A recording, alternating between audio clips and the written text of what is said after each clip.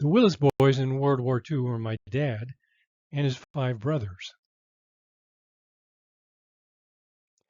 They were the 6 sons of Harry and Florence Willis. They grew up on a farm in Eureka, Kansas before moving to Southern California in 1936. This picture shows the boys all dressed up in suits. 5 of them were made by their mother or my grandmother. One of the suits was store-bought. This picture has my grandparents and 3 of the boys. My dad was the one on the right. What's unusual about this picture is that he very rarely had anything to wear except bib overalls, and these jeans with a belt were not something he usually had worn. Normally, all of the boys wore bib overalls every day and a blue chambray shirt. They usually had 2 pairs of bib overalls, one for everyday wear around the farm and one for school.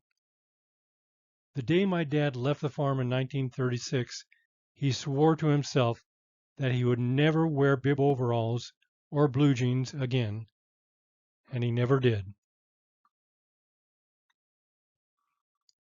This is the last picture before World War II of the 6 Willis boys before they went into the service. John Waldo, the one on the right, was the first one to serve and was assigned to the Infantry Replacement Training Center at Camp Roberts on October 14, 1941. This picture was taken sometime before that date in 1941. The order in the picture is from the youngest on the left to the oldest on the right.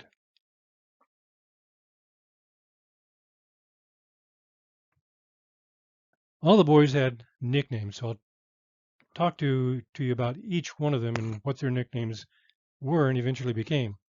So I'm going to go from right to left, starting with the oldest, John Waldo. We called him Uncle Waldo for most of my life. During his working life, everyone called him John at work. After he retired, he or his wife decided that he wanted to be called John by everybody. As a boy, he had several other monikers. He was a reader as a child, and often, when all the other boys were outside playing, he would be inside reading a book. So they called him Grandma. Another nickname, which was used until after World War II, was Casey. All his letters from the war were signed Casey, so that's what we'll call him from now on. The second from the right was Thomas Olin, and he simply went by his middle name, Olin. Sometimes he was just called Ol. Third from the right was my Uncle Keith. Edwin Keith was known as Kid for a long time, but was usually called by his middle name, Keith. Fourth from the right was my dad, Harold. Now all the boys worked on the farm. That's where Harold earned his nickname. My dad told a few different stories about how he got his nickname, but he was usually joking with the exception of one time when he told the true story. One of the tasks for the boys on the farm was harvesting wheat. While they were working in the fields, Harold would often grab a handful of wheat shorts, which is a byproduct of wheat processing that consists of germ, bran, and coarse meal or flour. And then he would toss the shorts into his mouth. And after all his brothers saw him do this for a few days in a row, they noticed and started calling him Shorts, and that turned into Shorty. So Shorty was his nickname for the rest of his life. Second from the left was my Uncle Julius, or also called Uncle Buck. Now his mother would most often call him Jewel, short for Julius, but most people just called him Buck. Whenever he wrote a letter or a greeting card, he would sign it with quotes around the name as, quote, Buck, quote. The last one on the left was Louis. When Louis was 2 or 3 years old, he had a facility in pronouncing difficult words. One day, when he was only 2 or 3 years old, someone was reading from the Bible and came to the chapter Deuteronomy. Louis heard the word and repeated it perfectly. They asked him to say it again, which he did easily. The other boys shortened the word to Dude, and the nickname was born.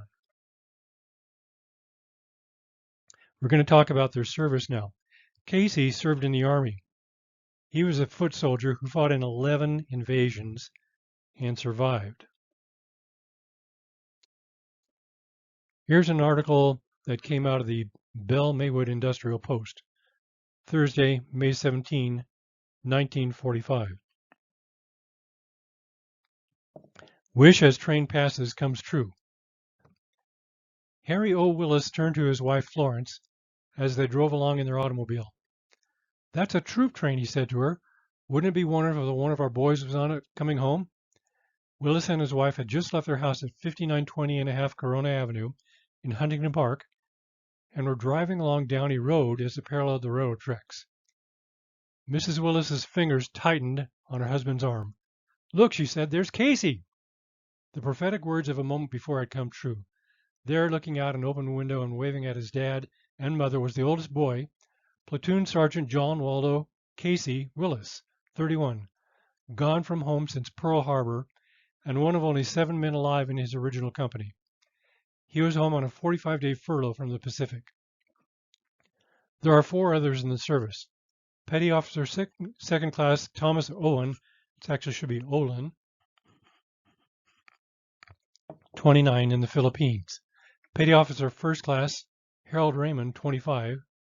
Sergeant Julius Wilbur, 23, stationed at Mitchell Field, New York, as an Air Force's medical laboratory technician, and Petty Officer Second Class Lewis Wilson, 22, assigned aboard an aircraft carrier. A 6th son, Edwin Keith, 27, reports for induction May 21. "Every one of my boys was born in the same room of a brick house in Eureka, Kansas, where I was born. That's still our home," Willis says.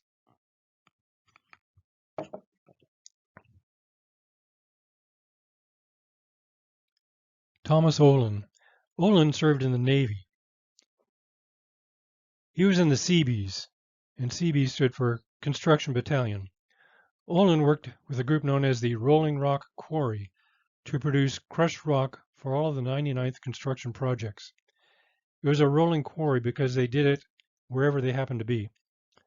A picture of Olin and the rest of the team appeared in a publication called Lone Star, dated 24 June 1944 on page 7. Edwin Keith. Keith served in the Army. He made shoes for the Army up in Canada. And as far as I know, he never went out of Canada during his service, other than when he was in the United States. This is my dad, Shorty. Shorty also served in the Navy. Before the war, he was working at a subsidiary of Purex in Southern California, where he made chlorine out of salt. The salt would come to the plant in railroad cars. DC current was used to separate sodium and chlorine. It was mixed with lime to make chloride of lime. Purex sold the chloride of lime to the military, which used it in outdoor toilets and for other purposes. Since the work at Purex gave Shorty experience with compressors, he was sent to oxygen school in Buffalo, near Niagara Falls, New York, for 6 weeks. Then he was sent to Cambridge, Massachusetts for another 3 to 4 months of training in oxygen production. They used four-stage compressors to get the final compression down up to 2,000 psi. The oxygen was finally stored in 100-pound cylinders. He and Vera, my mother, rented a place in Cambridge, Massachusetts while he was stationed there. While living in Cambridge, they had the opportunity to visit some of Vera's childhood friends in Connecticut. They would take the train down to see them during a weekend. After Cambridge, he was sent by train to San Francisco, where he and Vera rented a room in Berkeley. He had liberty every night and weekend.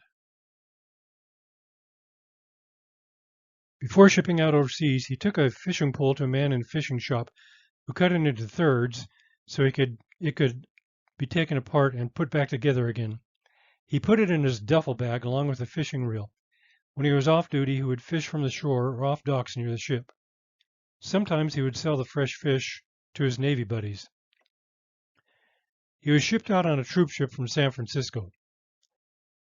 Some of the boys on the ship missed their mothers and cried like babies every night for a week. The bunk beds were stacked 4 high. They had 2 meals a day and had to stand while they ate.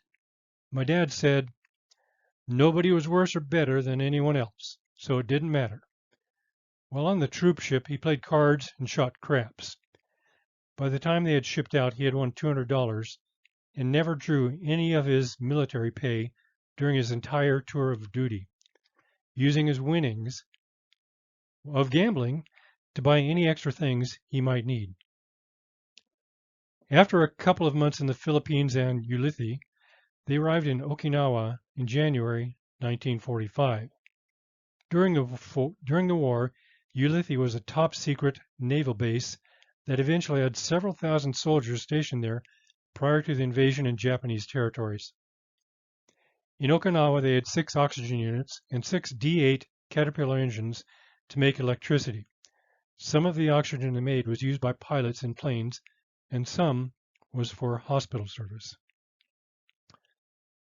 And in the picture, you'll see my dad in the front row, 4th from the right.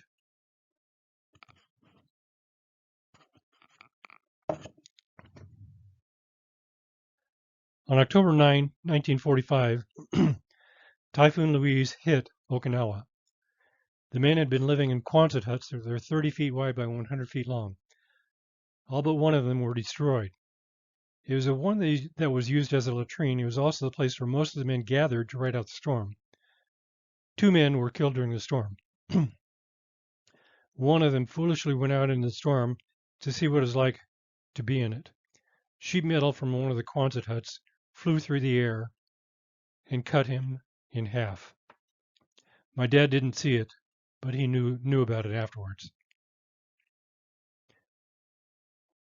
Now here's a quote from Navy.mil. 20 hours of torrential rain soaked everything, made quagmires of roads, and ruined virtually all stores. The hurricane winds destroyed from 50% to 95% of all tent camps and flooded the remainder. Damage to Quonset huts ran from 40% to 99% total destruction. Some of these Quonsets were lifted bodily and moved hundreds of feet. Others were torn apart, galvanized iron sheets ripped off, wallboarding shredded, and curved supports torn apart.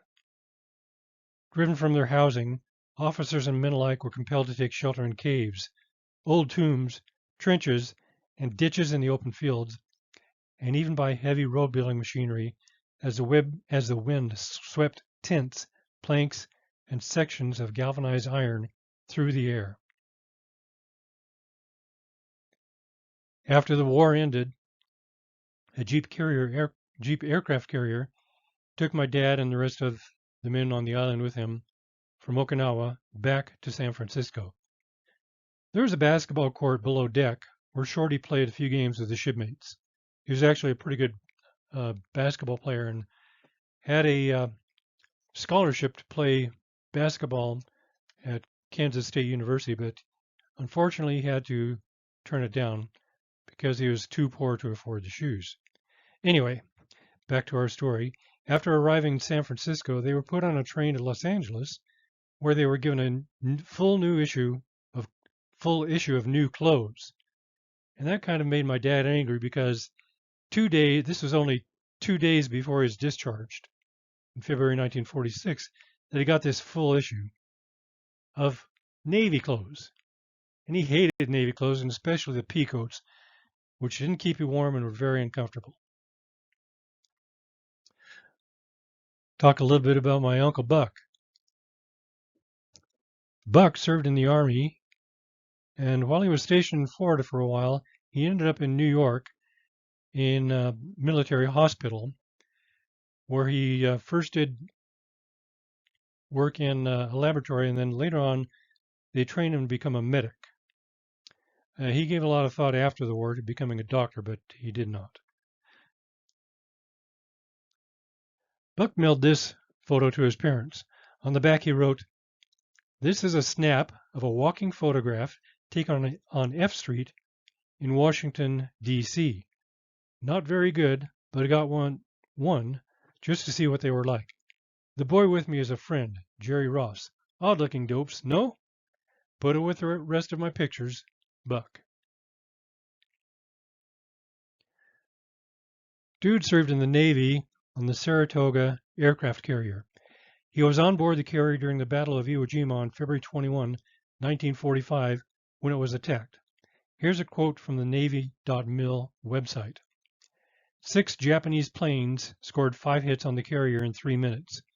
Saratoga's flight deck forward was wrecked. Her starboard side was holed twice, and large fires were started in her hangar deck, while she lost 123 of her crew dead or missing. Another attack at 1900 scored an additional bomb hit. By 2015, the fires were under control, and the carrier was able to recover aircraft, but she was ordered to Inuiatok and then to the west coast for repairs, and arrived on Bremerton on the 16th of March. And that's a picture of the USS Saratoga while it was still a sea in 1942. This is the first picture together of all the Willis Boys after the World War. So you can see all 6 of them survived. This is at a dance at their friend's house. The friends were named Lee and Edna, and they had this garage in El Monte. They would hold these dances about once a month, and they had live music there, and then people would dance to the live music. This went on even after I was born. My parents would go there every once in a while, and then eventually they stopped going. So that's the end of this video. Stay tuned to my YouTube channel. I have some really fascinating upcoming videos. Next will be World War II letters home from the Willis Boys. My great-great-grandfather was murdered. The story of the real Buffalo Bill. My ancestors owned slaves. My ancestors were abolitionists. One video is about the toughest, most perfect specimen of the human male in Midwestern history. My 4th great-grandfather played the fife next to George Washington at Yorktown when Cornwallis surrendered. Thanks so much, and I'll talk to you soon.